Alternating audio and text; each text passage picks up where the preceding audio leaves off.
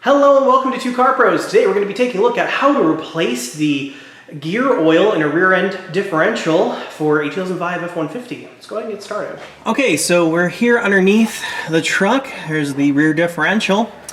They are 13 millimeter bolts. There's quite a few of them, but I'm going to start on the bottom, and once I remove those it might start leaking differential fluid.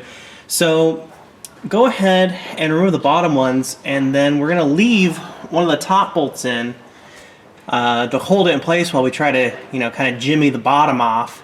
We can loosen the top bolt, but we're going to leave it there so it doesn't just fall.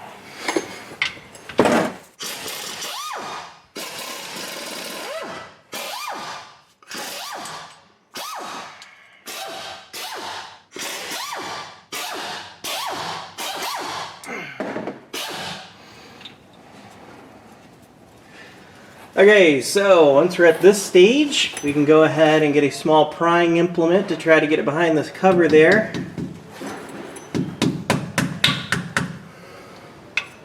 So what I like to do is, once I've got the little guy in there, I can use the bigger prying implement. Oh, there you go. Starting to hear it pop. Oh, you can see it go. That was cool. You could even just leave it at this stage if you want to, and let it all come out by itself. But if you're impatient, like I am, you want to open it up more. There we go. Now we're cooking. See, this is why you leave, and that's why you leave the top bolt in. For this exact reason, so it can hang there, and it doesn't get you all messy. That's a pro tip right there. That's a Two Car Pros tip. Okay, once the differential fluid has stopped or slowed down to this point, we can go ahead and remove that last bolt and then remove the differential cover.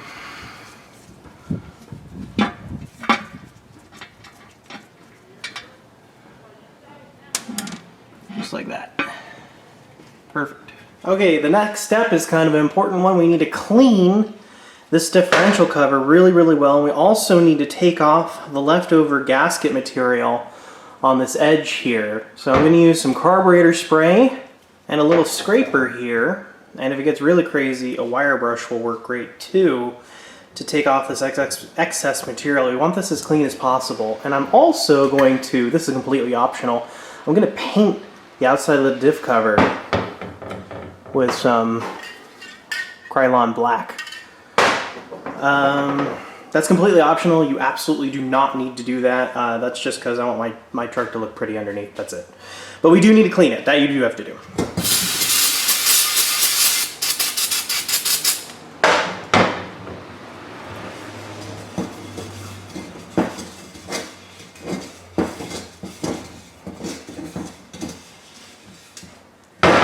Yeah. See, after one pass, it already looks a lot better. So I'm going to get to cleaning and scraping this material off. There's nothing really to it, just using a scraper here. But it's going to take me time. See, I already got a little bit off there. That's going to take me some time. You don't want to watch me do that. I know you don't. So I'm going to get this all cleaned up and nice, and I'll show you what it looks like. Okay, so now we need to get the rest of the diff fluid that's chilling in the bottom of the differential here. Do not be afraid to get in there with a rag and carb spray. And then we also need to clean off the excess gasket material here, the exact same we did on the diff cover. So we need to go ahead and do that. I want to try to get as much of this old differential fluid out as we can. Do not be afraid to get in there with a rag and carburetor spray. Okay, so here's what it looks like cleaned off. I could do a little bit more on the top there, but and it looks like this is just never coming off. I've sat there for a while trying to get that off with a scraper, and it's just not happening. But I did get all the differential fluid out, so now we can go get the differential cover. I might clean a little bit more though. Okay, as you can see, I've optionally painted my diff cover. I think it looks amazing. And then on the back here, I've gotten all the gasket material off from the last gasket. It's very smooth and very nice. It looks great. The inside's very clean. I did get a Scotch-Brite pad and scrape that up real good. In addition to the scraper. Scraper worked great as well. So you're going to want to do that. And then you're going to want one of these gaskets here. I'm using a Felpro RDS 55476. I will leave a link in the description down below to this exact gasket. But it might not be the exact gasket for your truck because my truck has a limited slip differential. And I don't know if that changes the housing at all. So you might want to double check on that because I know the differential is different on that truck because they have like an 8-inch ring gear and a 9-inch, or maybe it's 9-inch and 10-inch. Anyway, they do vary on size, so double check your gasket. This one fits on my truck just fine, and I'm pretty sure it's a 9-inch ring gear. So we want to double check the fit. You see how this kind of fits, but not really. That means it needs to go this way. So when you put it on this way, it fits perfectly. See all the holes line up? So that's the way we want to do it. But the next step we need to do is we need to get some silicone rubber. I'm using some GE black silicone 2 rubber.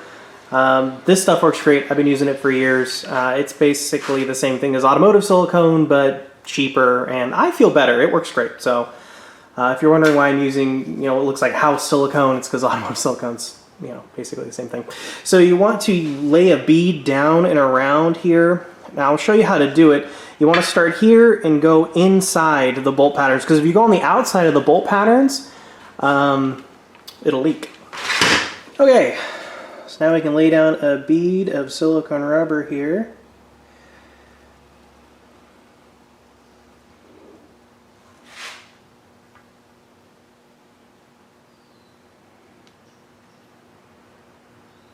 Oh, that could be a lot cleaner. That's okay. Put down the caulking gun. Now we can put the gasket on, and we want to make sure we put it down straight on. Because if you have it off and you move it, it's going to smear all the silicone rubber and it's going to make a mess. So we want to be as straight on as we can with the holes. Okay, with the gasket on there, we can repeat the process of putting a bead of silicone rubber around.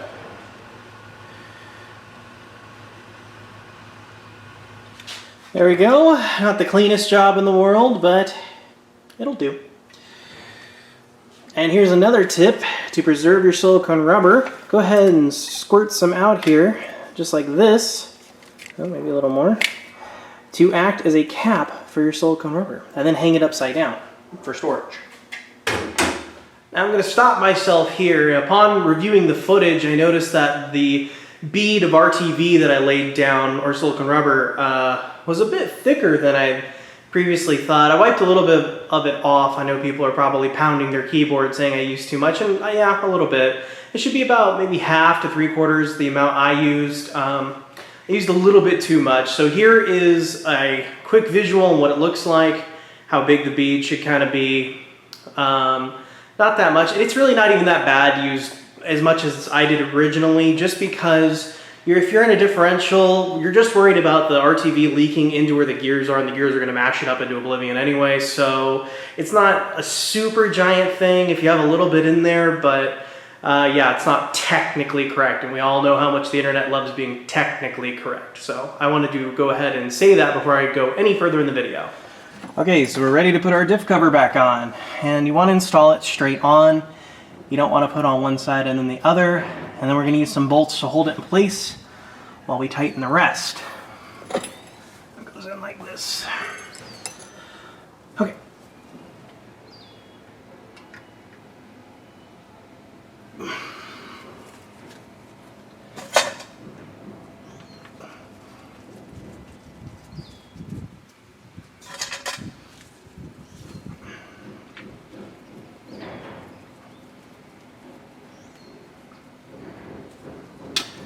So now we got 2 in. It's not so precarious.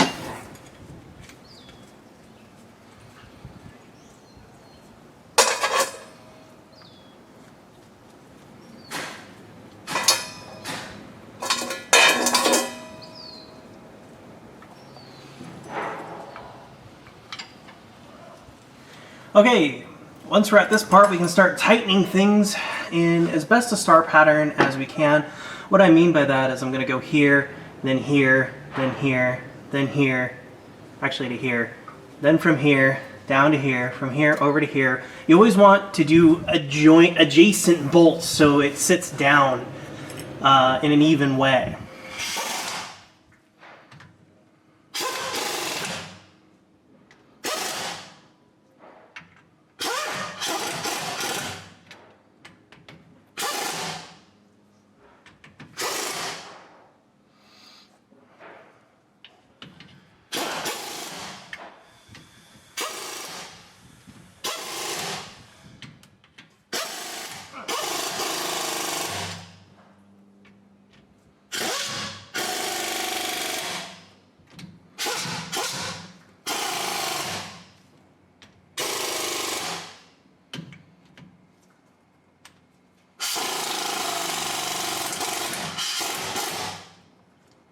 I'm also wiping off all of the excess silicone rubber here that came around the diff housing seal.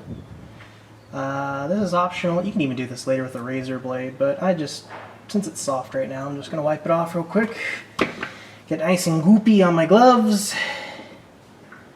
And then we can let this sit and wait for the entire curing time of the silicone rubber before we put any fluid behind it.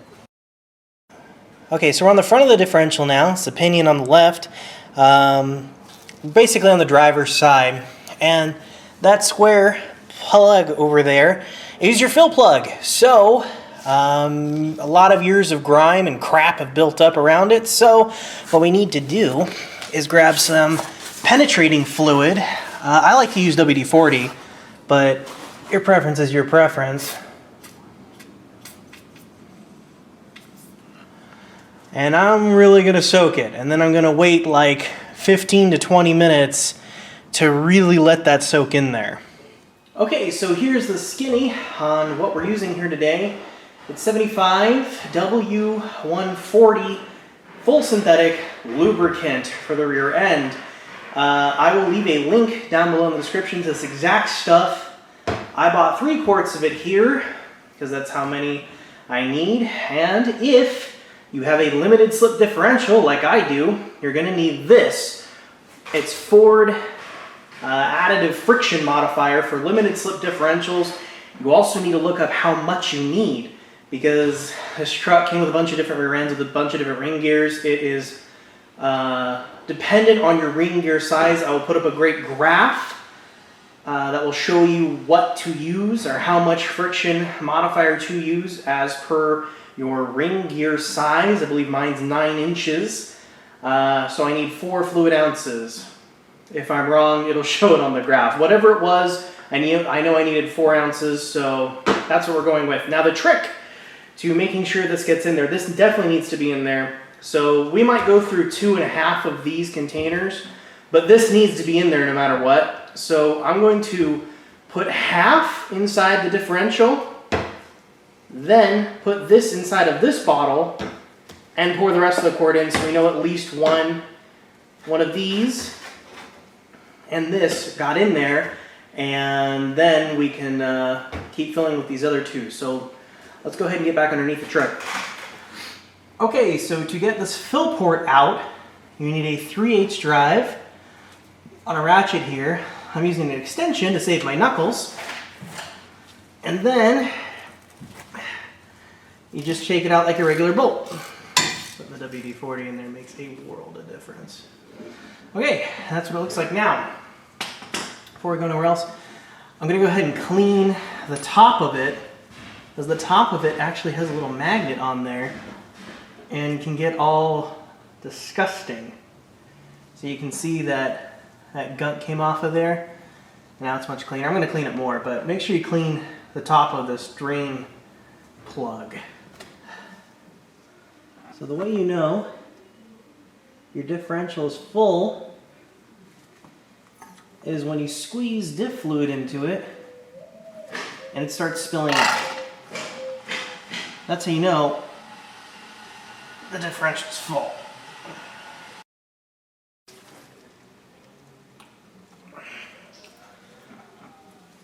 just like that. See how all that diff fluid's coming out now? It just boiled over. That's how you know that the level is right there where we need it to be. Clean that up.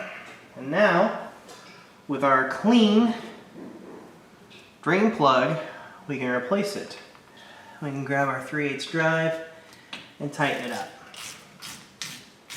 Really don't have a torque spec for you, just you know, tight's good. It's just holding fluid back. It's not holding anything to anything else. To clean up the underside of your differential, get all that excess gear oil out of there.